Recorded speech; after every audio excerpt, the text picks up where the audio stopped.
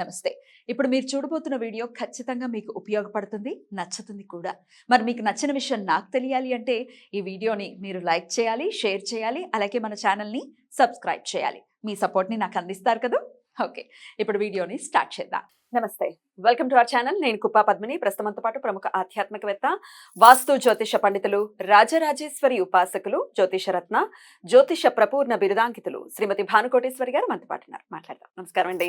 జై శ్రీరామ్. శ్రీమాత్రే నమః. శ్రీ గురుభ్యో నమః. మేడం, దీపం అనేది మనం వెలిగిస్తూనే ఉంటాం. దీపంలోనే స్వామిని చూసుకోవటం, అందుకే దీపం పరంజ్యోతి అని చెప్పి మనం ఆరాధిస్తాం. అయితే కొన్ని ఇళ్లలో కొన్ని సందర్భాలలో కొన్ని విచిత్రమైన సంఘటనల్ని చవి చూస్తూ ఉంటారు. ఎక్కువసేపు దీపం వెలగటం, లేకపోతే చాలా ఫాస్ట్గా దీపం ఘృతం అవటం, ఇట్లాంటివన్నీ చూస్తూ ఉంటాం. అసలు దీపము ఎక్కువసేపు వెలగటం అది దేనికి సంకేతం అనేది నేను తెలుసుకోవాలని అనుకుంటున్నాను. దీనికి ఒక ఎక్స్పీరియన్స్ కూడా ఉంది. అది మీతో ఆల్రెడీ షేర్ చేసుకున్నాను. సందర్భం ఒకవేళ వస్తే కనుక దాని గురించి కూడా మనం మధ్యలో మాట్లాడుకుందాం. అసలు దీపం ఎక్కువ వెలగటానికి ఏంటండి రీజన్? మీరు ముందు మీ ఎక్స్పీరియన్స్ చెప్పేయమంటారా? సస్పెన్స్ చెప్పేస్తే ఇప్పుడు మనం సబ్జెక్ట్ వదిలి దాని మీదే ఉంటుంది అందరికి. ఏంటది? ఎగ్జాక్ట్లీ. అయితే నిన్న గురువారమే, నిన్నగాక మొన్ననే దీపం ఎక్కువ అంటే నేను సుమారుగా రోజు మా వారి ఇంట్లో పూజ చేస్తారు. నేను తనకి హెల్ప్ చేస్తాను. తర్వాత తనది అయిపోయిన తర్వాత నేను చేసుకుంటాను. నైవేద్యం నేను పెడతాను, హారతి నేను ఇస్తాను. ఇట్లా పంచేసుకున్నాం అనమాట. పనులు పంచుకున్నట్టు పూజను కూడా పంచుకున్నాం మేము. సరే, ఆ రోజు తనకేదో వర్క్ ఉండి పొద్దున్న ఎర్లీ మార్నింగే వెళ్ళిపోతే సుమారుగా నేను ఇంట్లో పిల్లని స్కూల్కి పంపించి వంట చేసుకుని ఇవన్నీ అయ్యేసరికి 10 అయిపోయింది. 10కి దీపం పెట్టాను. నా పూజ నేను చేసేసుకుని వచ్చేసాను ఆఫీస్కి. మీకు తెలుసు కదా, వచ్చేసాను.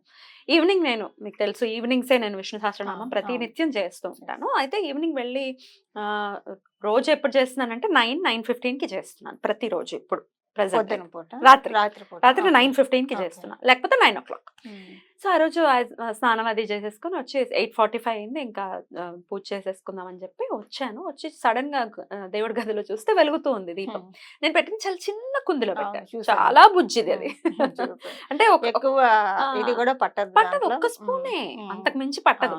నేను అవాక్ అయ్యాను, షాక్ అయ్యాను. ఎంత షాక్ లో ఉన్నానంటే, నా కూతురు మీకు తెలుసు కదా, 3 years దాన్ని అడుగుతున్నాను, వెలిగించావా అని దాన్ని అడుగుతున్నాను నేను. తర్వాత మళ్ళీ ఇది ఎలా వెలిగిస్తుంది, దీనికేం తెలుసు, ఇదేంటి ఇలా అడుగుతున్నాను నేను అని చెప్పి మా అమ్మగారు మా ఇంట్లో ఉంటారు, అమ్మకు ఫోన్ చేశా. అమ్మ వెళ్ళిపోయింది వాళ్ళ ఇంటికి. అమ్మకు ఫోన్, అమ్మ నువ్వేమైనా వెలిగించావా దీపం అంటే, లేదు నేను చూశాను, పొద్దున్నుంచి వెలుగుతూనే ఉంది, నేను వెళ్ళే టైంకి కూడా వెలుగుతుంది. అబ్బాయి ఇదేంటి ఇంతసేపు వెలిగిందని అనుకున్నాను అని అంది. ఇదేంటి ఇంతసేపు వెలగడం ఏమిటి, ఆ ఒత్తు చూస్తే చక్కగా దాన్ని నిశ్శబ్దంగా ప్రశాంతంగా వెలుగుతుంది, ఇదేంటి అని చెప్పి అనుకున్నాను. సంతోషం అనిపించింది. ఇంతసేపు వెలగడం ఎప్పుడు జరగలేదు కదా. పోనీ ఆవదం నూనె అయితే పోనీ ఎక్కువసేపు వెలిగించి, కాదు ఆవు నెయ్యి. ఆవు నెయ్యితో ఆ వీడియో కూడా ఆవు నెయ్యి తొందరగా అయిపోతుంది కదా, ఒత్తి తొందరగా వెంటనే మీకు కూడా చెప్పడం జరిగింది. మీరు చెప్పి ఉన్నారు ఏంటి అనేది. అసలు దీనికి సంకేతం ఏంటండి? ఇట్లా నాలాగా చాలా మందికి ఎక్స్పీరియన్సెస్ అయ్యి ఉండొచ్చు కదా. అంటే నాకు కూడా అయింది. ఇక్కడ అయిందా? దాన్ని కూడా చెప్పరా? మై ప్లెజర్ అండి. Thank you for asking that. అయితే మామూలుగా మార్నింగ్ నేను చేసేస్తాను. ఎప్పుడన్నా మా పిల్లలకు బుద్ధి పుడితే వాళ్ళు దీపారాధన చేస్తామని చెప్తూ ఉంటారు. రీసెంట్ గా ఒక 5 months బ్యాక్ జరిగిందండి మా ఇంట్లో. రీసెంట్ గానే జరిగింది. నిన్న మీరు పెట్టినప్పుడు నాకు అదే గుర్తొచ్చింది. వెంటనే కనెక్ట్ అయిపోయాను నేను. మా పెద్ద పాప, అమ్మ నేను కూడా దీపారాధన చేసుకోవచ్చా, మధ్య మధ్యలో వాళ్ళిద్దరు చేస్తూ ఉంటారు, చేసుకోవచ్చు అంటే, ఎందుకు చేసుకోవద్దమ్మా చక్కగా చేసుకో అని చెప్పని వేరే కుందీలో వచ్చేసింది. అది మీరు చెప్పినట్టు చిన్న కుందీలో చేసింది. ఎందుకంటే పెద్ద కుందీలో నేనే చేసేస్తాను. చాలా చిన్న కుందీలో చేసింది. సాయంత్రం రాత్రి 10 వరకు అది వెలుగుతూనే ఉందండి. మేము అలానే ఆశ్చర్యపోయాము. అంటే దీపం ఏమన్నా ఒత్తేమన్నా కొంచెం కిందకుంటే, చిన్న దీపం అయితే కొంచెం ఎక్కువసేపు వెలగడానికి, ఎంత చిన్న దీపం అయినా కూడా చిన్న కుందీలో నూనె ఎక్కువ పట్టదు కదా, తైలం కావచ్చు ఆవు నెయ్యి కావచ్చు ఎక్కువ పట్టదు. అది కూడా అలానే ఎక్కువసేపు వెలగడం జరిగింది. సో వెంటనే నేను అమ్మవారికి కృతజ్ఞత చెప్పుకున్నాను. తల్లి చాలా అందుకే మీరు అడగంగానే వెంటనే నేనేం దండం పెట్టుకున్నానో మీకు అదే చెప్పాను, యాజ్ ఇట్ ఈజ్ గా చెప్పేసేసాను. తల్లి నువ్వు నన్ను కరుణించావు, చాలా ధన్యవాదాలు, చాలా సంతోషంగా ఉంది. ఈ కృపని ఎప్పుడు ఇలానే కంటిన్యూ చేయమ్మా. పొరపాటున కూడా నీకు అప్రియమైన పనులు చెయ్యకుండా నన్ను కాపాడు తల్లి. నీకు అప్రియమైన పనులు, నీకు కోపం కలిగించే పనులు నాకు తెలిసైతే నేను చేయనమ్మా. నాకు తెలియక ఏదన్నా జీవుడు అలా వెళ్తుంటే వెళ్ళకుండా నన్ను కాపాడు తల్లి అని చెప్పి దండం పెట్టుకున్నాను. ఎప్పుడు నీ నామాన్ని స్మరించాలి, నీకు ప్రియమైన పనులే చేయాలి ఈ శరీరంతో అని చెప్పి దండం పెట్టుకున్నాను. అందుకే మీకు వెంటనే అదే చెప్పేసేసాను చెప్పారు. అవును, నేను. అవును. నేను అలాగే దండం పెట్టేసుకున్నాను. అందుకే ఇమ్మీడియట్ గా ఒక సెకండ్ కూడా మీరు అన్నారు, వెంటనే రెస్పాన్స్ ఇచ్చారు. థ్యాంక్స్. ఎందుకంటే నాకు వెంటనే వాట్సాప్ లోనే వెంటనే చూసుకోగానే కనెక్ట్ అయింది. రైట్. అందుకే వెంటనే మీకు సేమ్ చెప్పారు. నాకు జరిగింది నేను మీకు రిప్లై ఇచ్చేసానండి. Right, right, right. సో ఇది చాలా మంచి సంకేతం హా. పద్మిని. ఉమ్. ఎప్పుడైనా దీపం బాగా వెలుగుతూ ఉంటే చెట్టుకి, ఇప్పుడు మీకు ఇంతకు ముందు కూడా మీరు చెప్పారు ఒక 6 months బ్యాక్, ఉమ్. బ్రహ్మకమలం వెంటనే పూయదు, ఉమ్. మళ్ళీ వెంటనే పూసింది. 3 months లోనా 3 months 2 లో. months 3 లోనా? months ఏ. 3 ఉమ్. months లో పూసింది ఉమ్. అన్న. ఉమ్. ఇవన్నీ లక్ష్మీ ప్రదాలు పద్మిని. ఉమ్. ఎప్పుడైనా అందులో బ్రహ్మకమలం అంటే మామూలు చెట్లు అంటే పోనీ మనం కొంచెం ఎరువు వేసి సేంద్రియ పద్ధతిలో పెడితే పూలు రావచ్చేమో, అది అలా అదైతే కాదు. రాదు కదా. అవును. సో ఖచ్చితంగా మనం నిష్కల్మషమైన భక్తితోటి, నిర్మలమైన మనసుతోటి భగవంతుడితో కనెక్ట్ అయ్యి ఉంటున్నాం అని చెప్పి భగవంతుడు మనకి పంపించిన ఇండికేషన్ అన్నమాట ఇలాంటివన్నీ కూడా. సో సో భగవంతుడి దగ్గరికి ఎప్పుడు వెళ్ళినా సరే శరీరాన్ని శుద్ధి చేసుకుంటాం, ఇది కూడా శుద్ధి చేసుకోవాలి. సో ఇలా శుద్ధి చేసుకున్నారు, ఆ విషయాన్ని నేను నోటీస్ చేశానని భగవంతుడు మనకి చెప్పే విషయాలే ఇలాంటివన్నీ అన్నమాట.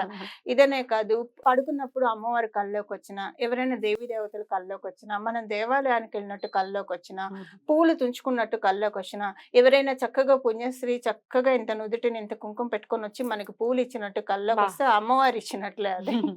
అక్కడ ఇచ్చిన వనిత కాదు అమ్మ, ఎందుకంటే స్త్రీలందరూ కూడా అమ్మవారి స్వరూపాలే, ఖచ్చితంగా శక్తి స్వరూపాలే స్త్రీలందరూ కూడా. అందుకే స్త్రీలను గౌరవించమని మన పెద్దలు ఎప్పటి నుంచో చెప్తూ వస్తున్నారు.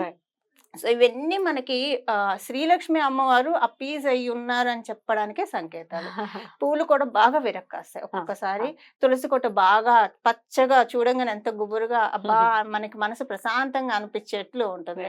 మన ఇంటికి చాలా మంది వచ్చి శుభవార్తలు షేర్ చేసుకుంటూ ఉంటారు, శుభలేఖలు వస్తూ ఉంటాయి, శుభవార్తలు షేర్ చేసుకుంటూ ఉంటారు. వీటన్నిటికీ అర్థం ఏంటంటే అమ్మవారు నేను వస్తున్నాను. లక్ష్మీ అమ్మవారు చాలా డిసిప్లిన్ అన్నమాట, క్రమశిక్షణ, డెఫినెట్లీ చక్కటి మేనర్స్, సంస్కారయుతమైన తల్లి. ఆ తల్లి ఎవరికి కూడా చెప్పకుండా రాదు, ఖచ్చితంగా చెప్పే వస్తుంది. సో ఇవి చెప్పింది అనమాట, చెప్పే వస్తారు. అలానే కొంతమంది అదృష్టవంతులకి జ్యేష్ఠాదేవి కూడా చెప్పే వెళ్ళిపోతుంది. చెప్పే వెళ్తుందా? కొంతమంది ఎలా అదృష్టవంతులకి. ఎలా చెప్పండి. పడుకున్నప్పుడు కల్లో ఎవరైనా నల్లటి వ్యక్తి, అది ఆడవచ్చు మగవ్వచ్చు, అందులో ప్రత్యేకించి కాకి రంగు వేసుకొని, అంటే బ్రౌన్ కలర్, ఇప్పుడు యూనిఫామ్ ఉంటాయి కదా పోలీసులు, అలాగా అలాంటి యూనిఫామ్, అంటే పోలీసులు కాదు పోలీసుల యూనిఫామ్ అంటే అలా బ్రౌన్ కలర్ డ్రెస్, ఆ కలర్ నా ఉద్దేశం, వేసుకొని మన పేరు పెట్టి పిలుస్తారు. మనం అక్కడ కనిపించాము, సార్ నేను వెళ్తున్నానని చెప్పేసి వెళ్ళిపోతారు. లేదా మన పని మనుషుల కల్లోకి వచ్చి వెళ్ళిపోతున్నానని చెప్తారు. లేదంటే కనుక మనలోంచి ఏదో నల్లటి ఆకారం బయటకు వస్తుందని మనకు కనిపిస్తూ ఉంటుంది.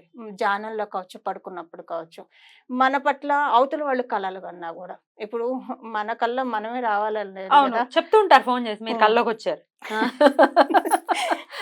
విషయం చెప్పి మా కళల్లో కూడా విడిచిపెట్టట్లేదు అంటూ ఉంటారా.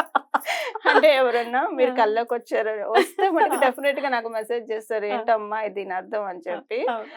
అంటే జనరల్ గా వాళ్ళకి రిప్లై ఇస్తూ ఉంటాం కదా, అప్పుడు పక్కన ఉన్నప్పుడు వింటే అప్పుడు ఆయన అంటారు కళ్ళు కూడా కళ్ళు కూడా మీతో కనెక్ట్ అవుతూ వదిలిపెట్టలేను, ఏం చేస్తాం అలా కాదు, జనరల్ గా ఆయన జోక్ చేస్తారు, నా ఫీలింగ్ అండి. సో అలాగా వస్తుంది, అలా వెళ్ళిపోతున్నట్టు మనకు అనిపిస్తుంది. ఇంకోటి, మనము ఏదైనా దేవాలయానికి వెళ్తున్నప్పుడు ఏదైనా ఒకటి మనల్ని పట్టుకున్నట్లు అనిపిస్తుంది దుష్ట శక్తి, కానీ దాన్ని మనం విడిపించుకొని వెళ్ళిపోతాము. ఎవరైనా యాచకులు వస్తారు, మన మీదకి వస్తారు, మనం డబ్బులు వేస్తే ఇంకా నేను వెళ్ళిపోతున్నానని చెప్పేసి వెళ్ళిపోతారు. సో యాచకులు వచ్చి డబ్బులు వేసినట్టు కళ వస్తే మనకున్న పీడ అంతా పోయినట్టు.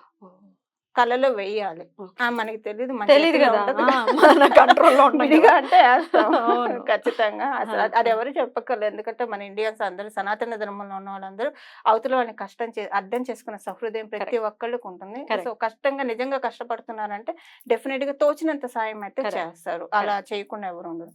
బట్ కళల్లో అంటే మన చేతుల్లో ఉండదు కదా. సో కళల్లో కావచ్చు, విడిగా కూడా ఎవరైనా మనం ఇప్పుడు మనం వేసింది రూపాయి అయినా సరే, 10 రూపాయలైనా మీరు మీ కుటుంబం కొంతమంది చెప్పేస్తారు కదా పద్మిని, మీరు మనం చేసిన దానం కంటే వాళ్ళు చెప్పేది ఎక్కువ ఉంటుంది. వాళ్ళ బ్లెస్సింగ్స్ ఎక్కువ బ్లెస్సింగ్స్ ఎక్కువ ఉంటాయి. చల్లగా ఉండండి అమ్మా అంటారు.